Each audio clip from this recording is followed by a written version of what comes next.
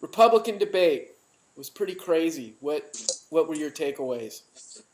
A couple of takeaways. I think I was watching the mainstream media reviews of it after and this morning, and I thought, boy, everybody has an agenda which they're putting out, and they see the thing through their own lenses. And George Stephanopoulos is another example. Right. So I thought, number one, ABC did a mediocre to terrible job. I mean, that whole fiasco in the beginning was just laughable. I wouldn't even say it was mediocre. I would say it was straight up terrible. Well, you're just being a little more candid than I am, and you're right. It was awful. It's straight up terrible, you know.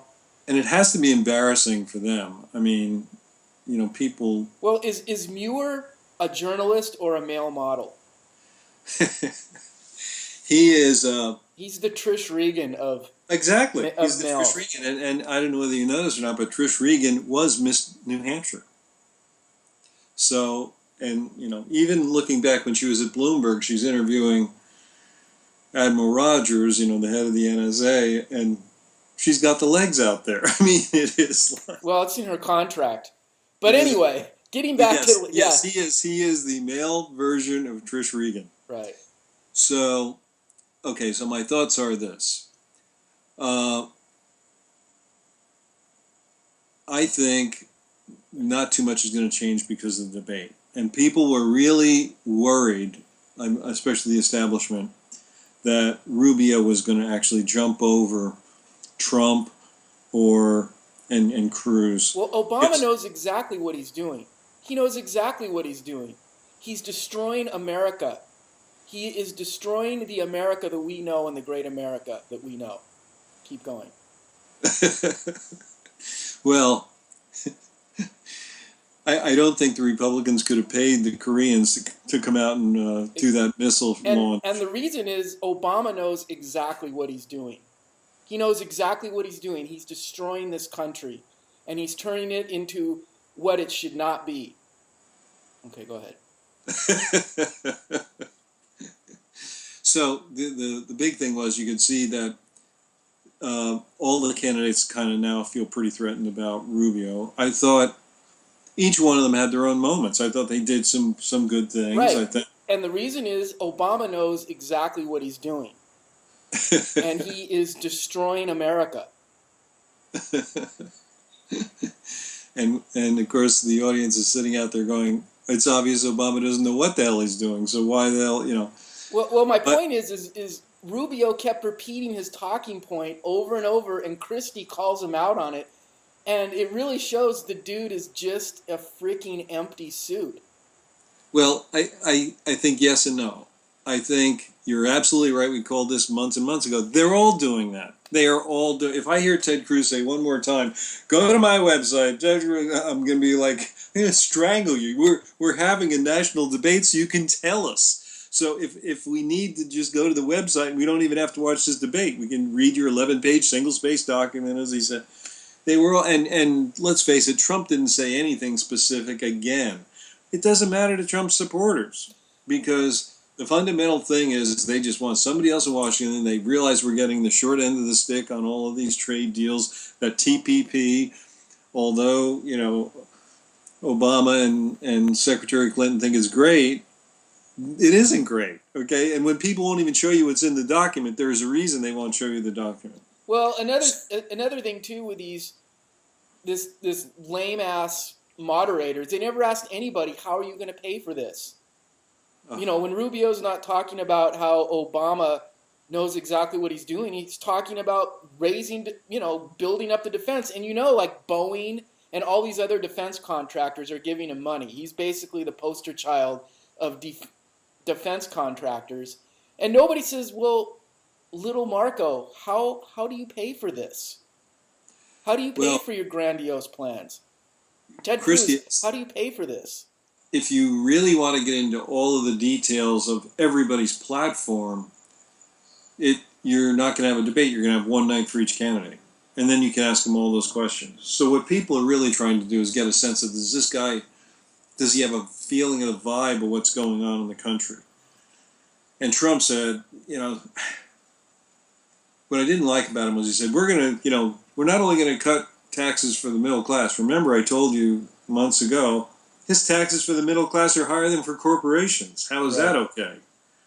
So, he basically doesn't have, they kind of get a sense he understands business. His connection, despite the fact that he's vulgar and crass and everything, that's his connection with the middle class. He has no clue of what is going on in the middle class. No, well, his response to everything is, we are going to win, and we are going to win, and we are going to win quickly. Yeah. I am going to do this and win and negotiate, and it will be very quick. That's his answer to everything. Yeah. And, he's got people buying it, so he's not changing the message. He's going to stay right where that message is. Right. But he doesn't talk in canned talking points, and he feels more authentic. I really think now people are not so much voting with their heart or their head, but they're voting with their gut.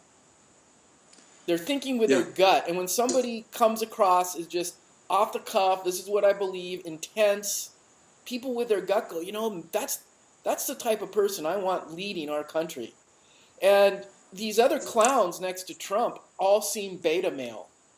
Compare this debate to last debate, how sheepish everybody was with Trump compared to not Trump. Well, and Trump tried to be friendly, but he then got off it when he and Jeb got together. He's like, but he is, he's, like, he's. It's funny. He's a bully because he has money. Like physically, he's a Pillsbury Doughboy. He's right up there with Krispy Kreme Crispy. And I was laughing my head off when Christie started talking about Rubio's looks and thinking, oh yeah, he's too well put together and everything. Like, well, he could be like a fat slob. Like, I mean, Christie looks like a weeble. When you see like a side view, I mean, he looks like a weeble, literally. And he had like his stomach stapled and all that, and still can't keep the calories down. So, well, you heard what he said. He said, well, I told the people, go ahead and shut down the government. I'm going back to the governor's mansion. I'm going to order some pizza and beer. And I'm thinking, some pizzas? He ordered the whole store. Right. I mean, it's as bad a line when exclamation point comes out talking about preemptive strikes.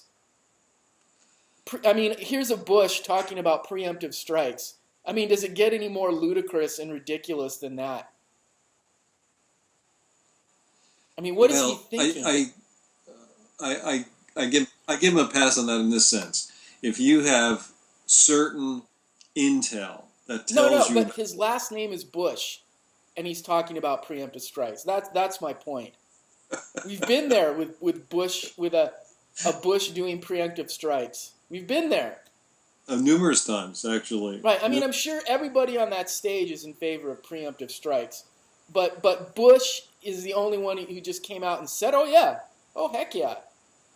I mean, dude, do you think the guy has even fired a gun in his life?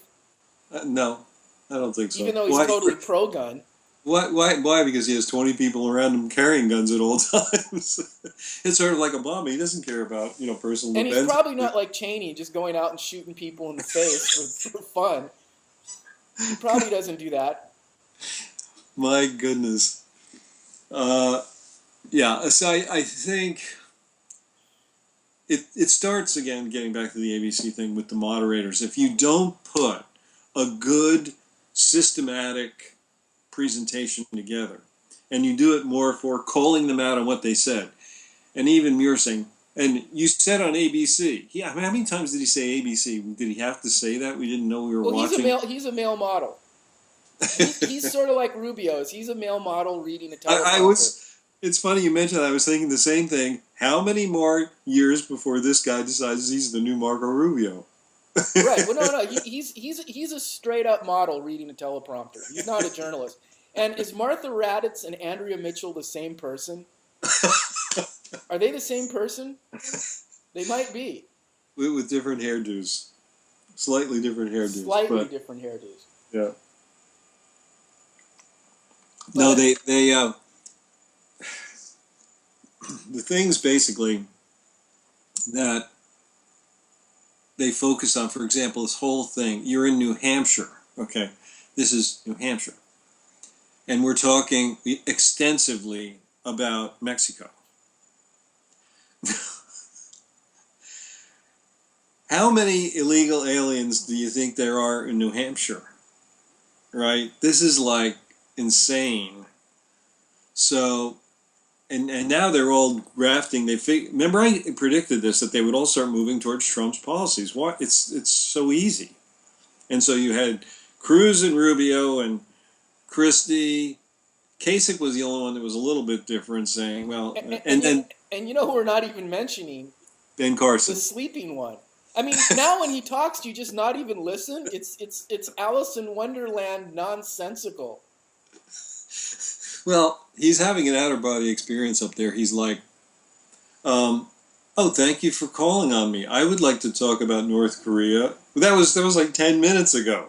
I was the only person not called. Instead of just commanding the moment and saying, look, Madison, this is my sweet spot. They pitched him the ultimate softball underhand. No, nobody's taking him seriously. Nobody.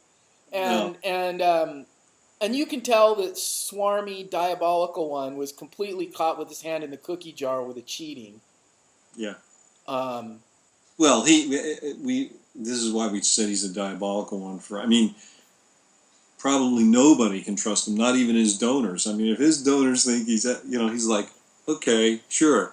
All right, so winners and losers in this debate. What do you think is the winners and losers and ultimate outcome? Ultimate outcome is Trump is going to probably prevail here in New Hampshire. And all he was up there to do was try to just be the same old attack dog, and like you say, go for people's guts. You know, if you said, would you be proud to have that person giving a speech in a foreign country? Are you kidding me? This would be embarrassing. I mean, I forget what the number is, but like half the people in the country would be embarrassed if he were president. And the other reason that they attacked Rubio so much was because, again, when the new polls came out, he was the only one who beat both the Democrats. So that is really what they're worried about, is that people start looking at the general election going, hey, I have to vote for somebody, and even in Rubio's ads it says it's a vote for the Democrats issue. So fundamentally, Trump is going to win. Cruz will come in second. Rubio will come in third. Kasich will have a good showing. He actually said a few things that actually made sense. But he's taking credit for everything. Like the fact that, oil has been rediscovered in his state now. It's all because of him. Yeah, well, I mean, Kashishi, he sucks as much as the rest of them, but he somehow seems the most rational. If you're like a moderate type and you're not like completely a complete and utter zealot, he actually seems the most sensible, even though he has no charisma whatsoever. No. And is another corporate shill. He's definitely playing up that middle track. Sure. And he could end up being the nominee. You think so? He could. And here's why I say First, this. Here's why I say this. Because, A, nobody in the Republican establishment wants Trump. Nobody. And B, Rubio is now exposing himself as just the empty suit that he is. I mean, there's nothing to him except Ricky Ricardo good looks. You take that away, and he'll do whatever people say. He'll do whatever people say. And so, and Bush, exclamation point just sucks. Ted Cruz is a diabolical one. I mean, what's left except Kashishi? Krispy Kreme. Oh, you forgot Krispy Kreme. Yeah, but I mean, he looks like a weeble. I mean, and seriously, that is enough to disqualify him from winning a national election. I mean, sad to say, but it's true, and he's crazy. So and Kashishi will do whatever people say too, and so it might end up being like a Kashishi Rubio ticket. Like Rubio is better for a VP than a president, right now. And seriously, I think you're right, but I don't think Kasich is going to get the nomination. well, I'm just talking about who the I just don't think so. I think my prediction at this moment, and of course this could change quickly, but my prediction at this moment is Rubio will get the nomination. And well, Trump, let me put it a different way. Trump will figure out how to lose the nomination. He will do something so insane that people just say, okay. well, Rubio didn't do himself any favors at this debate. That's for sure. Well, I think, he, and we've been talking about this for a long time. He's a very polished politician, that he's got his talking points and so forth.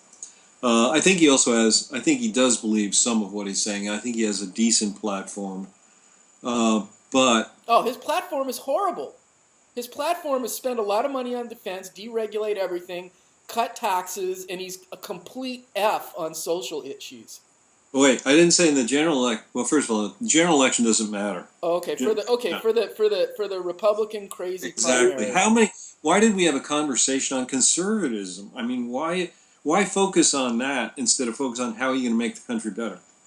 Right. We had Okay. this long discussion, everybody trying to be claiming they're more conservative than everybody else, and Trump saying he's a conservative. The only one who didn't say he was a conservative was Kasich.